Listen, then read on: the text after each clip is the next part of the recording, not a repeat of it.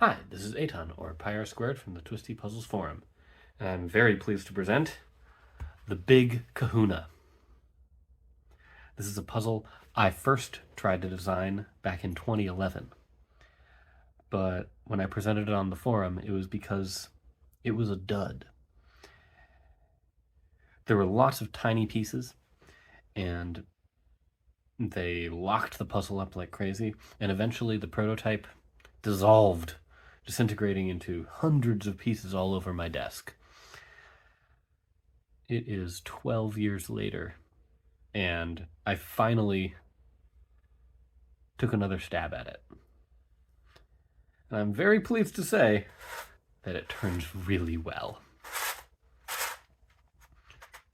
I think the main improvement that I made is that no piece is just on one layer. The Big Kahuna is a face-turning rhombic tricontahedron. So it's similar to an edge-turning dodecahedron like the Starminx 2, or an edge-turning icosahedron.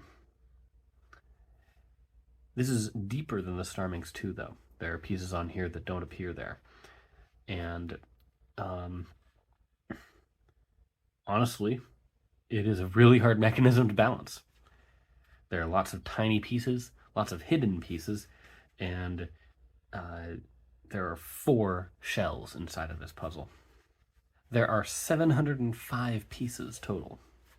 So it's not quite as many as the Nebula, but it's pretty darn close. This puzzle turns 180 degrees on each face. And interestingly, it really doesn't scramble that much each time you do that.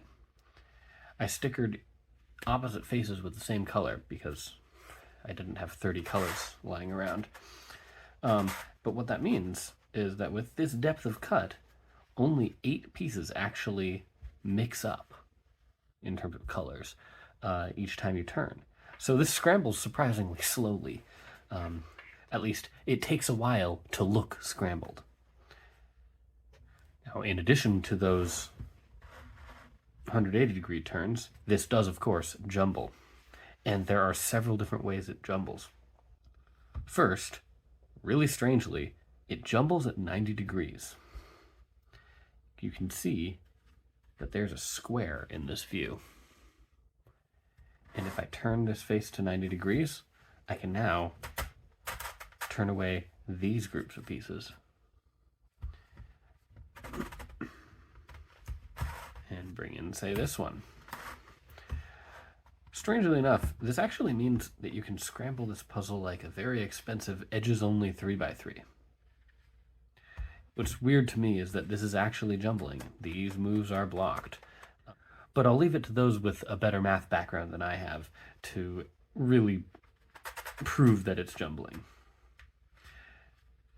In any case, let me see if I can undo that without causing too much of a problem here. Okay, there we go. What's the next jumbling move we have? All right, we have this one, which is one that I'm pretty used to seeing.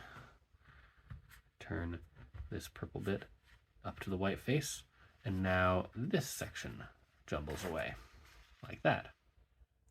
And this is, again, pretty useful jumbling. If we do the same thing over on the other side, this gray part, then we can just turn this guy around 180 degrees and bring it all back. And so now we've swapped some stuff around. Let's undo that, and I'll show you the next type.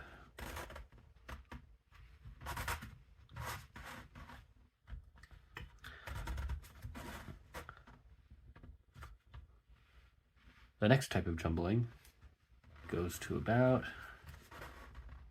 here.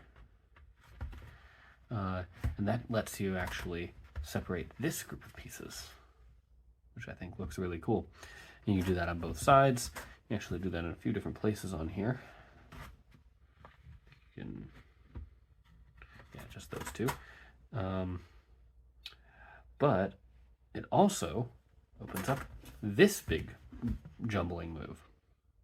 So this gigantic section of pieces is symmetric, and so it can move away.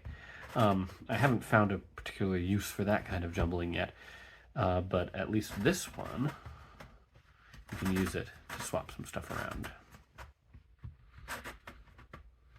So you can go like that.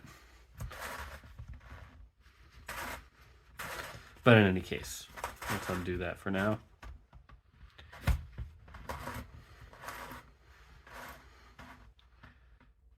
This is the Big Kahuna. I'm very proud that it worked this time.